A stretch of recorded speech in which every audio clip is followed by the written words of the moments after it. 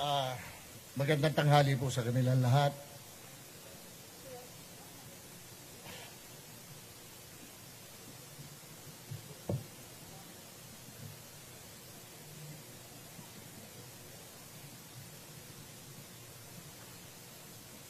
Marapati niyo po.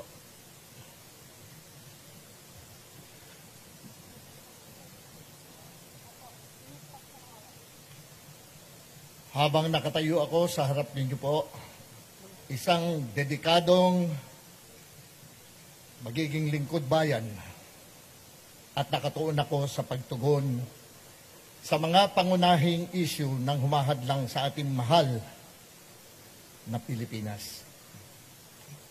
Ang aking pong plataforma ay nakatuon sa kapayapaan o peace and order. Peace and order po, palalakasin ko ang ating ahensya ng pagpapatupad ng batas upang matiyak ang kaligtasan ng publiko tulad ng pagdadagdag ng budget para sa modernization ng ating mga kapulisan at kasundaluhan.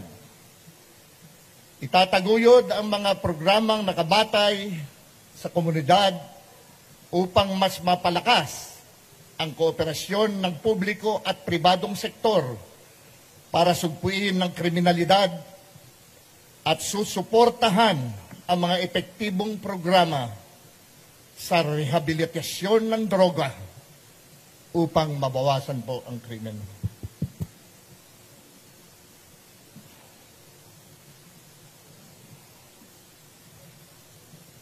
Nais ko pong maibalik yung hindi na matatakot ang mga pamilya na nakakasiguro sila na makakauwi ang kanilang mga anak sa kanilang bahay.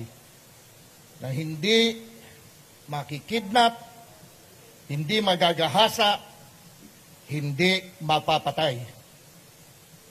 Gusto ko pong siguraduhin na mabawasan kundi man mawala lahat ng mga drug addicts na nagkalat na naman kung saan-saan. Sir, excuse me po. Sir, time stop. 2 minutes po. I-wrap up ko na lang po. Sige po. Okay. Yan po ang aking plataforma. Ako po'y naniniwala na marami pa rin pong mga pulis na matitino. At huwag nyo lamang hong lalaliman ang inyong mga tanong. Nakaready na ako. Okay, first question. Nico? Yes, Sir Bagsik? Nico. Nico Bagsik. Magandang umaga po, sir. Sir, na-mention niyo po dyan po sa speech niyo na you're in favor of rehabilitation po, when it comes to the drug addicts po. Does this mean na you don't agree po with the war on drugs of former President Rodrigo Duterte na libo-libo po yung napatay? Ay, hindi po. Ako po'y naniniwala doon sa ginawa niya kasi nakabuti dito sa atin. Pero ngayon po, ang sa akin naman, bigyan din natin ng pag-asang ma-rehab yung mga addicts. Kasi po, maski na mga addicts yan, meron pa rin pamilyang nagmamahal sa kanila. Bigyan din natin ng pag-asang makabalik sila sa lipunan. Follow-up na lang po, sir. Paano po natin sila mabibigyan ng pagkakataon na makabalik sa lipunan at kailangan rehabilitate kung napatay na po? Wala naman po ako sinasabing papatayan eh. Ang sinabi ko po, hulihin at parihab. Hulihin sila para mabigyan sila ng pag-asa. Kailangan, sa akin ho kasi, ayoko nung hinuli ko, pinatay ko. Ayoko nung ganun. Gusto ho, mabigyan sila ng pag-asa. At tingin ko naman po, tama din yun aking sinasabi. Kung mali po, patawarin niyo ako. Yun po. Okay. Sir, magandang umaga po. Yes, sir. Michael Rogas po from Radyo Pilipinas. Binabanggit po ninyo yung mga plataforma kanina. At, Isa lang po plataforma ko, Peace and Order. Apo.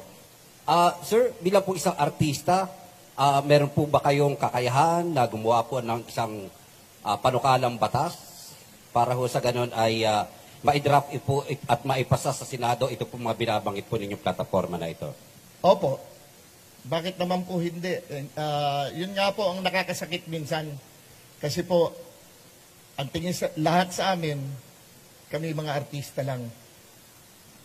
Makikipagtulungan naman po siguro ako sa aking mga abogado.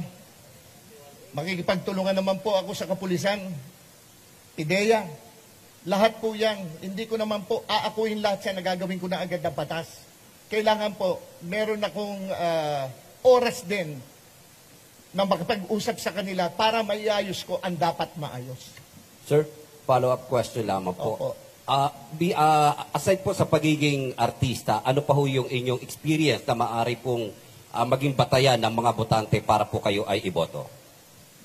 Simple lamang po. Siguro po sa loob ng ilang taon na pag-ikot ko po sa buong Pilipinas, nakikita at nakakausap ko naman po at nalalaman ko kung ano mga hinaing ng mga tao. At yun po ang aking pinakahawakan dahil nga po ako'y bumababa hanggang sa grassroots po ang pinupuntahan ko. Nalalaman ko po kung ano ang kanilang pangangailangan, kung ano po ang kanilang hinaing. Hinihingi nila sa kanilang mga lugar na mabawasan ng mga addicts. Dumarami na naman po, nagkalat na naman kung saan-saan. Kaya kung maaari po, kung ako po'y mabibigyan nila ng pagkakataon, gagawin ko po ang lahat. Tatanggalin ko ho ang pagod sa aking katawan para maiayos ko po kung ano yung mga hinaing, lalo na po ng mga magulang. Susunod pong tatanong. Meron ka po? Okay. Sherry Ann, ABS-CBN po. Ma'am. Yes, sir. Magandang hapon po. Sir, maliban dun sa gagawin nyo, kung kayo'y mananalo Opo. na senador, sabi niyo mga po, Opo. kukonsulta kayo sa mga abogado, Opo. sa mga pulis. Opo. Pero bago yun, sir, during the campaign, Opo. habang ngayon nanliligaw kayo ng mga botante, ano yung mga paghahanda na ginagawa po ninyo para eventually, dun sa possibility na magiging senador kayo, pagkatapos po ay, syempre, from time to time, natatanong kayo, posibleng maharap kayo sa debate. Ano po yung mga paghahanda po ninyo? Pinaghahandaan ko po, yun lamang pong nasa aking puso at nasa aking isipan na nakikita ko at nalalaman ko. Realidad po. Yun po ang hindi mawawala sa akin, ang realidad.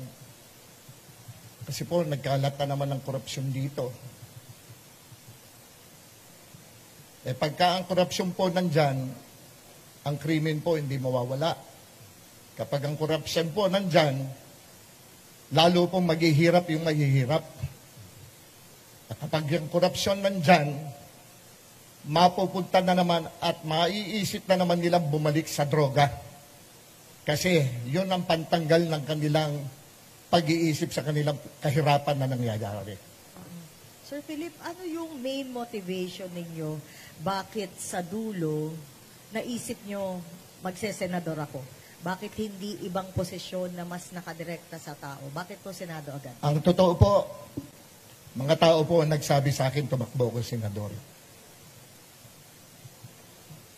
Mga helpless and the hopeless po ang nagsasabi sa akin tumakbo akong senador. Yun po ang nagpapalakas ng loob ko. Una, ang ating Panginoon Diyos. Pangalawa, ang mga tao. So, if ever po, kung ano man po mangyari, I will run as a senator. I will run, I will join the race, and I will finish my race whether I win or lose. Thank you very much. Thank you po. Thank you very much. Thank you po. Time is up na. Nene, last one. Salamat po Sige po. sa inyo lahat. Ay, Nene, sorry. There's one more pahabol question, Ay, sir. ma'am. Hi sir, good afternoon po. You mentioned sir yung platform on peace and order and you Opo. also mentioned yung sa drug rehabilitation. But Opo. what specific bills do you have in mind po sa ngayon? Sa ngayon ho, gusto ko talaga yung sa rehabilitation ng mga addicts. Gusto ko ho sila mabigyan ng pag-asa kasi Kagaya ng sinabi ko, paulit-ulit ko sinasabi, may nagmamahal din mga pamilya yan. Bigyan natin sila ng pagkakataon. Pag hindi pa sila tumino doon sa anong yan, paano na yung bill na gagawin mo for them para sa mga tao? Kailangan maiayos ang mga may pangangailangan sa buhay. Tanggalin natin ang kahirapan, tulungan natin sila magkatrabaho, hindi sila mag-iisip papunta sa droga. Okay, maraming time is up na Ihan. Maraming Okay na? salamat po, Sir. Okay. Thank you very much. Thank you po. Okay. Senator Bato,